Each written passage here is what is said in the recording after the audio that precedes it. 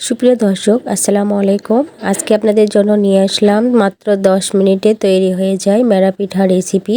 আর শীতের সকালে এরকম ধোয়া ওঠা মেরা পিঠা খেতে খুবই মজার হয়। তো পিঠাটি তৈরি করার জন্য প্রথমে একটা প্যানে নিয়ে নিচ্ছি 1.5 কাপ পরিমাণ পানি, হাফ চা চামচ পরিমাণ লবণ।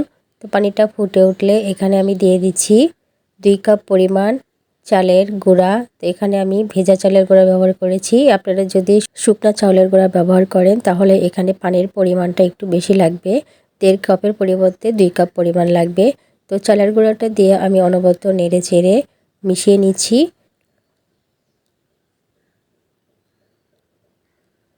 তো মিশিয়ে নেওয়া হয়ে গেলে আমি ঢাকনা দিয়ে ঢেকে রেখে দিব 10 মিনিটের জন্য।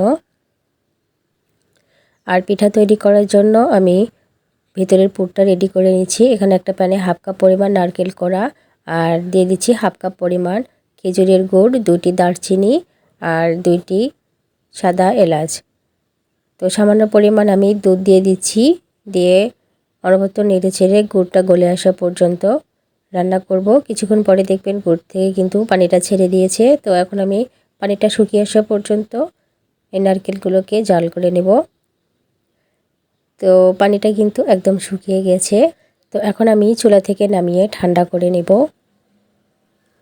আর যে চালের আটার ডোটা তৈরি করেছিলাম সেই চালের আটা কিন্তু আমি খুব সুন্দরভাবে মাখিয়ে নিয়েছি। মাখিয়ে নিয়ে একটা ডো বানিয়ে নিয়েছি। এখান থেকে আমি পরিমাণ মতো নিয়ে নিচ্ছি, নিয়ে এভাবে গোল গোল করে নিচ্ছি।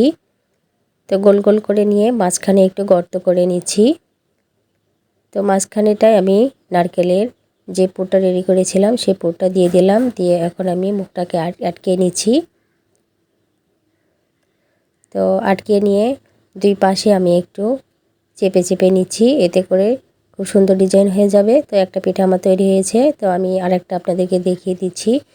তো প্রথমে ডোটা নিয়ে গোল গোল করে এভাবে চ্যাপটা করে নিয়ে মাঝখানে পুরটা দিয়ে দিতে হবে। তো নারকেলের পুরটা দিয়ে ভালো করে মুখটা আটকে দিতে হবে, তা না হলে কিন্তু ভাপে দেওয়ার সময় খুলে আসবে। খুবই মসৃণভাবে করে নিতে হবে। তো সবগুলো পিঠা আমি এভাবে বানিয়ে নিয়েছি। তো পিঠাগুলো এখন ভাপে দেবো। তো পিঠাটি ভাপে দেওয়ার জন্য এখানে আমি একটা ছাঁকনি নিয়েছি, ছাঁকনির মধ্যে আমি সবগুলো পিঠা দিয়ে দিচ্ছি। তো পিঠাগুলো দেওয়ার পর পিঠাগুলো ভাপে দেওয়ার জন্য আগে থেকে আমি হাঁড়িতে পানিটা গরম করে নিয়েছি। তো পিঠার ছাঁকনিটা দিয়ে ঢাকনা দিয়ে ঢেকে আমি 10 মিনিটের জন্য ভাপে দেব। আর 10 মিনিটের মধ্যে কিন্তু পিঠাগুলো হয়ে যাবে। তো পিঠাগুলো আমার হয়ে গেছে। তো পিঠাগুলো আমি নামিয়ে নিয়েছি। আর দেখতে পাচ্ছেন কতটা সুন্দর হয়েছে, নরম তুলতুলে। তো পিঠার ভেতরটা কেমন হয়েছে সেটা আপনাদেরকে আমি দেখিয়ে দিচ্ছি। তো এই পিঠাটি কিন্তু খেতে খুবই মজার হয়। একবার হলেও এই শীতে ট্রাই করবেন, দেখবেন সবাই খুবই পছন্দ করবে। আর দেখতে পাচ্ছেন ভেতরটা কতটা সুন্দর হয়েছে। তো একবার হলেও এই শীতে পিঠাটি বানিয়ে খাবেন, দেখবেন পরিবারের সবাই খুবই পছন্দ করবে।